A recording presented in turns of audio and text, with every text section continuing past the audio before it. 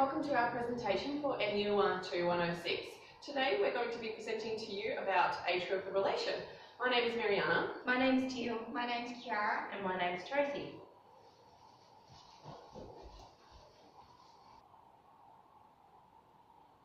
Globally, atrial fibrillation is the most common chronic cardiac arrhythmia, with 1 in 4 people likely to experience AF at some stage in their lifetime. Increased risk of mortality and morbidity are associated with AF, increasing the risk of stroke, embolic complications, and heart failure.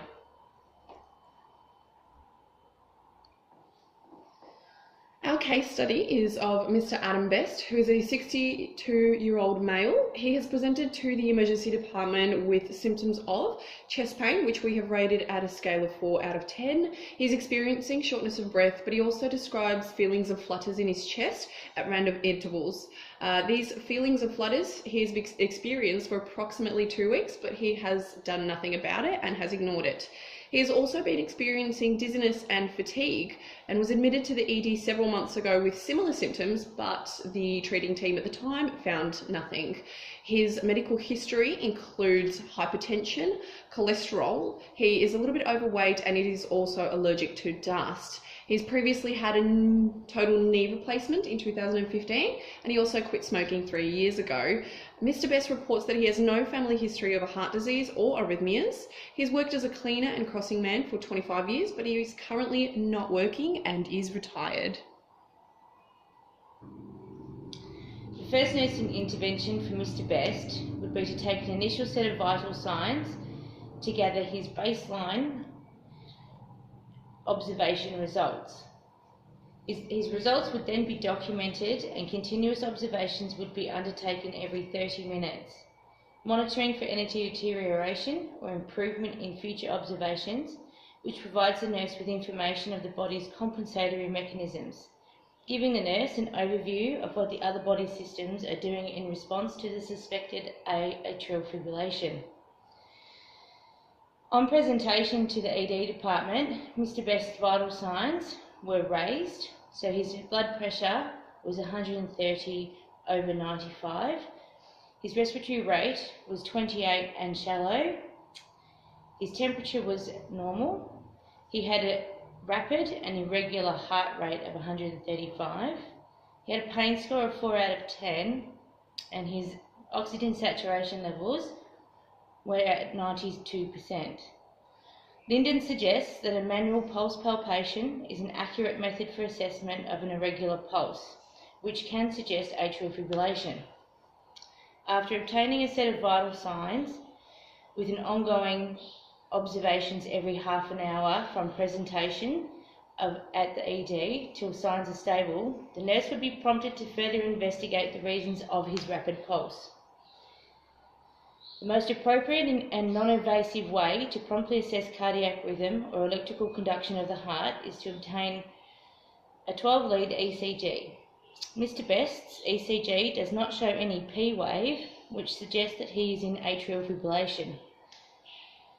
This is also an indication that atrial depolarization is not occurring and that the electrical signals originating from the sinoatrial node are not functioning properly. Patients presenting to the ED with AF may present with a combination of any of the symptoms you see listed above. Some patients might actually be asymptomatic, while others will complain of dizziness, shortness of breath, mild dyspnea, intermittent palpitations, or decreased tolerance of exercise.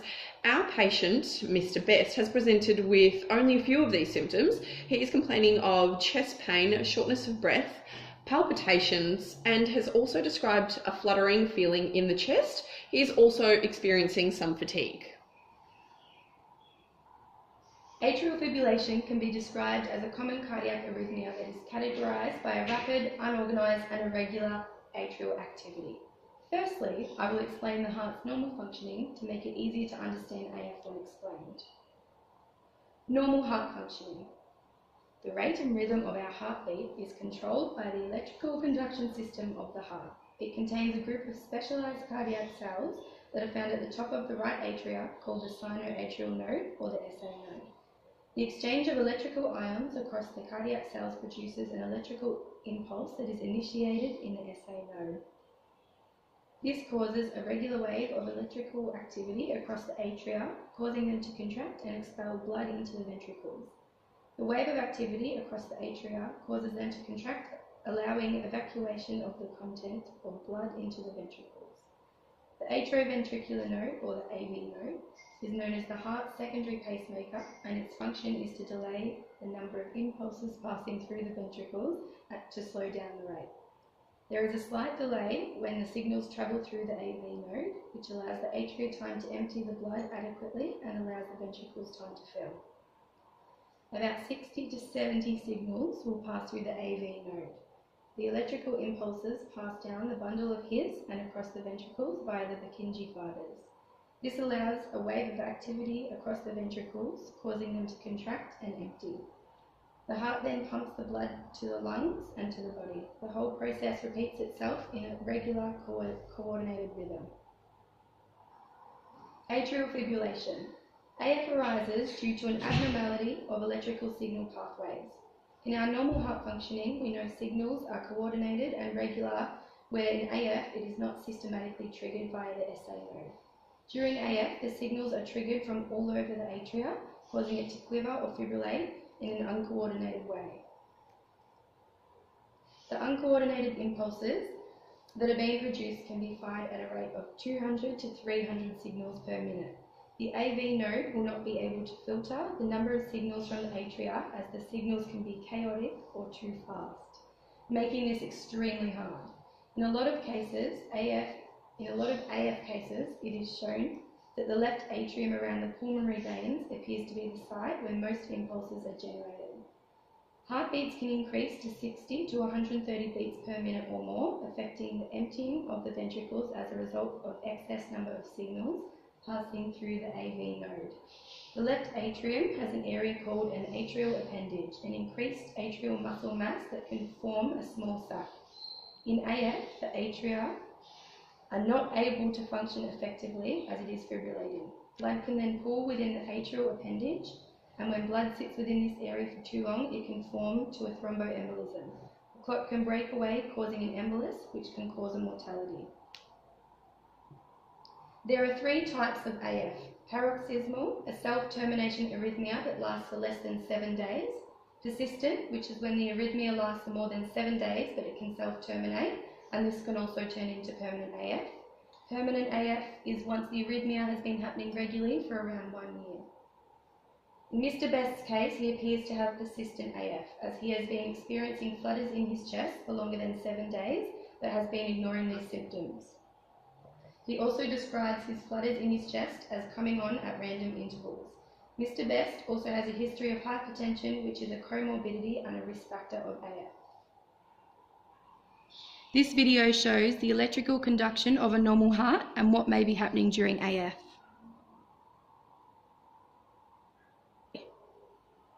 The next nursing intervention is communicating effectively with the patient. Mr. Best may be feeling overwhelmed and anxious regarding his current state of chest pain and a sense of uncertainty upon his presentation to ED. Providing reassurance to Mr. Best in a relaxed manner may reduce his fear and anxiety and encourage him to engage in conversation, allowing him to explain how he is feeling, what he is feeling regarding his current situation through building rapport. Providing the patient with a calming, comfortable atmosphere may alleviate a patient's fear of current presenting condition, a fear of hospitals in general, or a negative past experience, and allowing family support. Information given to a patient in a warm and confident manner may promote a sense of security to reduce the patient's anxiety. It is essential for patients to have a greater understanding about their medical condition by simplifying medical terminology to enable facilitation of informed decision-making and consent, thus reducing their anxiety and improving their compliance with treatment. The next nursing intervention would be to address the low saturations levels observed during the initial vital signs assessment. Mr. Best has an oxygen saturation level of 92% on room air during initial observations. The nurse observed Mr. Best's respirations were rapid and shallow. Supplemental oxygen therapy continues to be used for comfort in patients whose oxygen saturation levels are in a normal range, despite the most recent American Heart Association guidelines stating that supplemental oxygen should only be given to patients when they are hypoxemic.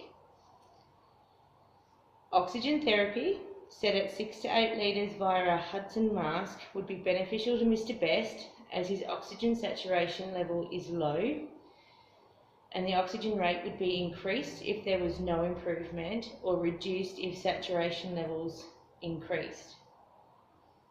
Mr. Best should be observed closely to reduce or remove the oxygen as his oxygen saturation levels move back into the normal range of between 94 and 100%, and then monitored half-hourly for any changes. Any decline in Mr. Best's overall observations from initial presentation to ED would be reported to the nursing unit manager, supervisor and/or the doctor. The nurse should encourage Mr. Best to move into the semi-Fowler's position to assist his breathing, allowing him to breathe easier as gravity moves his abdominal contents away from the diaphragm. Staff maintaining a continuing calming presence and a care in a confident manner to Mr. Best provides comfort and reassurance.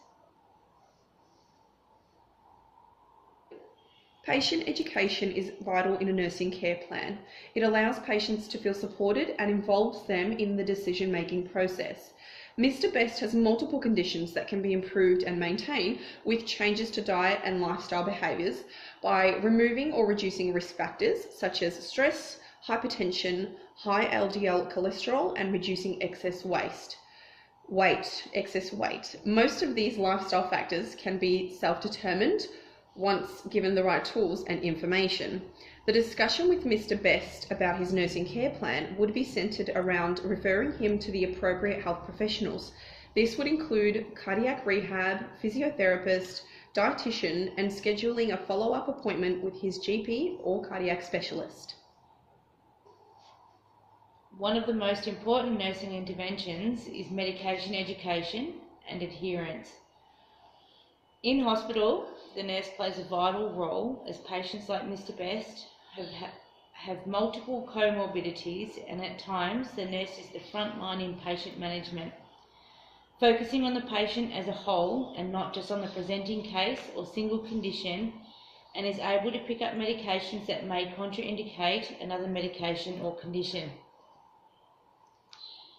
The patient should be encouraged to learn about that condition and how to manage them and understand the importance of why a medication has been prescribed to them, thus allowing the patient autonomy to control their arrhythmia and/or their preventative medications to reduce their risk of further complications such as stroke. Patients are at risk of the disease worsening through poor adherence to medications. Poor adherence to medication is not just about refusing to take a medication, but how much medication to take, what medication they need to have at specific times, and what the patient needs to take their medication with, whether it be food or water. Through technological advances, patients are gaining control of measuring their own conditions and using technology to record and manage their health through smartphones and other applications. Separate applications are designed to record and/or track different information. This allows patients to track and record heart rate, blood pressure, blood sugar levels, oxygen saturation, and medication. These applications may aid in patient adherence and provide autonomy to the patient. Mr. Best's treating physician will prescribe a range of medications to help with the symptoms and signs associated with AF. Mr. Best could be prescribed aspirin, as aspirin has a 22% stroke risk reduction due to its antiplatelet properties. This drug decreases his risk of having a stroke because it prevents platelet aggregation occurring.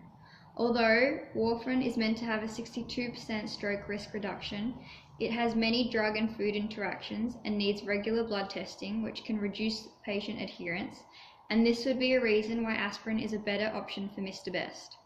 Common side effects include nausea, heartburn, and epigastric discomfort as a result of direct effects on the stomach and blood loss, as well as bleeding abnormalities due to clotting system. Some safety considerations to consider for Mr. Best is to monitor his adverse effects or reactions which he could encounter and encourage him to stay well hydrated to avoid the effects of toxicity. Another medication prescribed for Mr. Best would be flecainide due to his irregular sinus rhythm. This class of medication can successfully convert AF back to sinus rhythm, as the arrhythmia has not been going over a long period of time. Thus, remodeling and damage to the heart tissue itself is remote, making it easier to convert back to normal. Some common side effects include headaches, vision problems, tremor, nausea, constipation, and abdomen pain. This medication requires monitoring Mr. Best for possible drug interactions and adverse effects. The nurse will need to ensure that his serum flecainide levels are monitored regularly. Furthermore, as a first-line treatment, Mr. Best will be prescribed metoprolol, as this will prevent the release of adrenal hormones and noradrenaline, which increases heart rate, therefore achieving a strict heart rate control. Common side effects for metoprolol include headache, fatigue, sleep disturbances, nausea, and memory loss. It is important that when stopping metoprolol, Mr. Best is slowly tapered off over 2 weeks. Also ensure this medication is taken alongside food for proper absorption. However, if this beta blocker does not work effectively, then medical staff would prescribe diltiazem as a second-line treatment option, as calcium channel antagonists are considered more superior to beta blockers. This drug will delay the repolarization of phase 1 and 2 of the heart, therefore slowing down conduction of Mr. Best's heart, and will aid with arterial fibrillation by disrupting the rhythm and rate. Common side effects may be dizziness, headache, flushing, and nausea. The nursing team must carefully monitor Mr. Best's cardiac rhythm, as well as watching for possible reactions he could have. It is also vital to titrate the dose to the smallest amount possible for Mr. Best to achieve proper control of the arrhythmia. As a last resort, Mr. Best would be put on digoxin to manage his resting heart rate from the arrhythmias associated with AF. However, this drug is not used routinely and tends to be used as an adjacent therapy when other rate-controlling drugs are not effective. This drug will not be effective while Mr. Best is exercising. Therefore, a combination of drugs may be used to achieve a normal rate and rhythm when he is exercising. Common side effects include dizziness, anxiety, headaches, nausea, vomiting, and depression. Prior to starting this medication, it is important that a small dose is used on Mr. Best due to its very small safety margin. He should also be educated on the how and when to take the drug, as it will affect the absorption properties. Monitoring his vital signs and digoxin levels is recommended to avoid toxicity. The standards for providing care are used in a healthcare setting every day for every patient that a healthcare professional comes across. The 3 most relevant for this case study is standards 3, 4, and 5. For standard 3, it is imperative that everyone who comes into contact with the patient practices safe hand hygiene. The latest AORN guidelines outline that performing appropriate hand hygiene procedures reduces healthcare associated infections. Standard 4 describes the protocols followed to ensure the safe prescribing, dispensing, and administration of medication. Studies have shown that medication errors are responsible for a large number of deaths in hospital. It is standard practice that when administering medication, the health practitioner must follow the 7 rights of medication administration: right patient, right medication, right dose, right route, right time, right indication and right documentation. New processes have been implemented when administering high alert drugs. This process requires 2 people to review and confirm all of the 7 rights before the medication is administered, followed by documentation. Standard 5 goes hand in hand with Standard 4.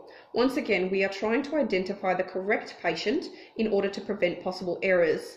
This standard aims to identify a patient and match them correctly to a treatment they are going to receive. In Mr. Best's case, we have recommended that an ECG must be performed. The environment of an emergency department is chaotic at the best of times. The nurses in the ED may be faced with a patient who needs life-saving measures, however their identification information is not yet available. Even though an ECG is not a harmful procedure, performing an ECG on a patient who is not presented with a heart problem could cause them unnecessary stress and anxiety. This could also mean that the ECG does not get performed on a patient and does not get performed on Mr. Best, and the healthcare team have failed to identify the cause of his symptoms, which could lead to rapid deterioration of the patient and even death. We would like to thank you for watching our NUR 2106 presentation on atrial fibrillation.